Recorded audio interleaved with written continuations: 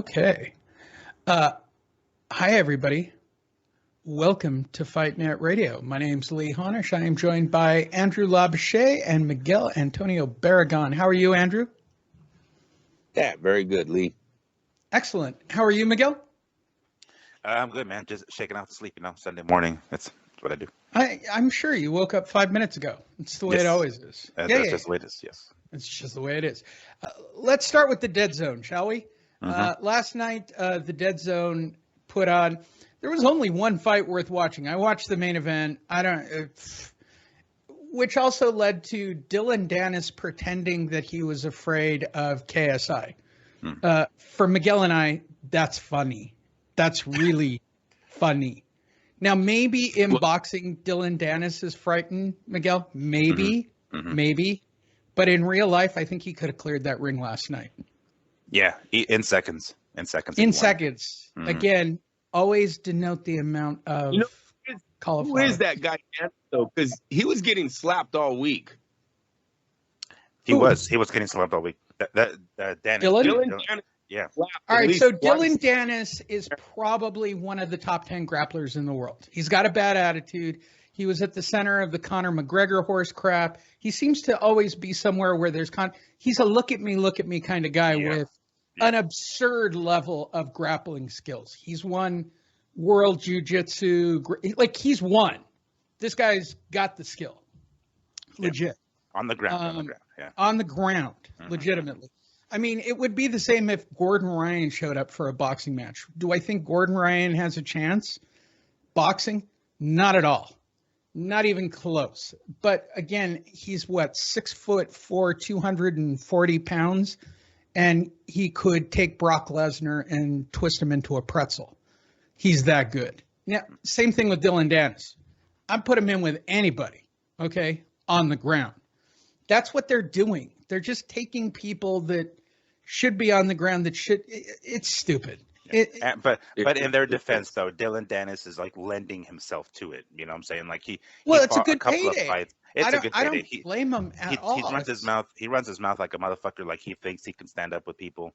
He's had a couple of MMA fights where the fight has gone immediately to the ground and he's able to submit him quick style. So he hasn't taken many shots, at least not on in the MMA world yet. But I mean, he is. So from what I understand, he's supposed to be fighting KSI in a boxing match exhibition in the near future. Yada yada.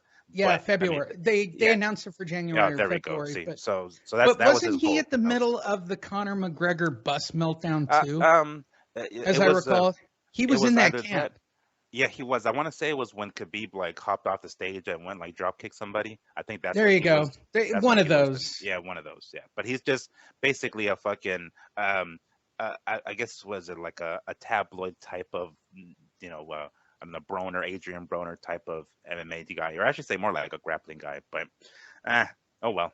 At least Gordon Ryan moved over to one championship. At least he did before the pandemic. I don't know if he'll be back because he came back and tore through worlds again.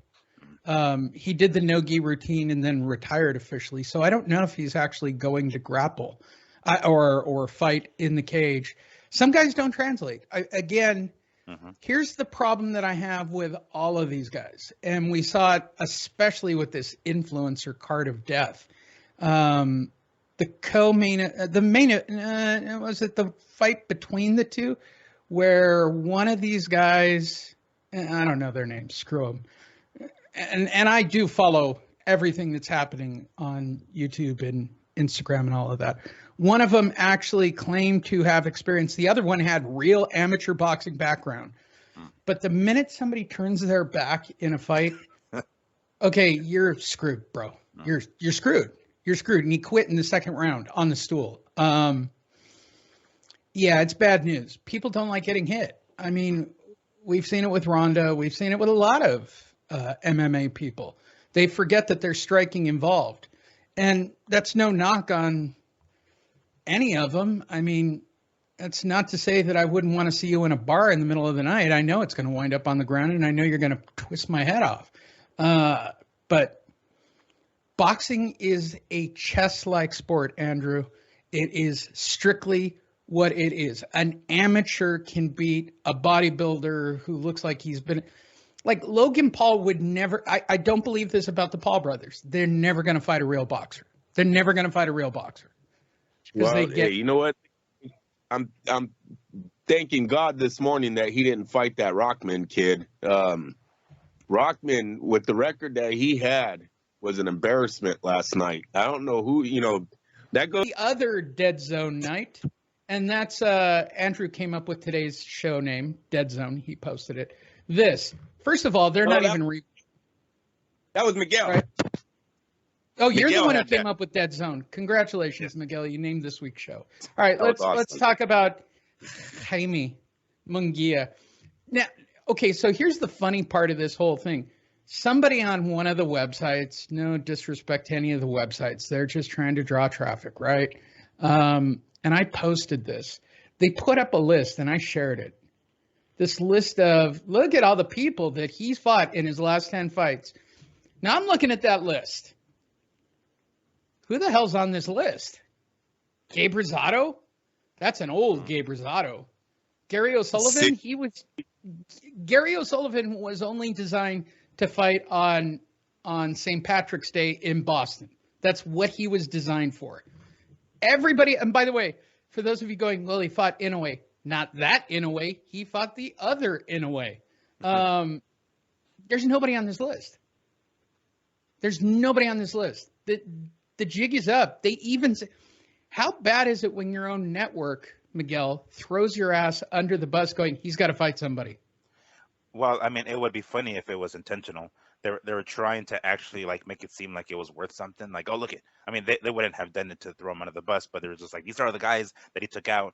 I'm glad, and I'm sure we'll talk about it later, but I'm glad that I was able to get a fucking knockout and actually finish the career as opposed to a couple of his previous fights that went the distance. But yeah, it was obvious they were trying to butter him up a little bit. Like, oh, look, we got Munguía. These are the last 10 people that he's fought, and their nationalities, as if that fucking matters. But okay. Andrew, is there anybody on this list that impressed you? No, and as a matter of fact, it sounds like they say that about Munguía after every fight for the last, 15 or so fights, man. This guy is 41-0. 41-0. And he with absolutely had KOs, yeah. I honestly, I don't even consider him a top middleweight in the world anymore. The Munguia's show is over, man. It's either they put him in with someone or take him off the rankings. But last night, that was disgusting. That fight, you're right, Lee. That other fight was way more entertaining. Just watching Shannon Briggs and Hardy celebrate was more entertaining than what the fuck Munguía gave us in that ring and what De La Hoya is giving to this kid.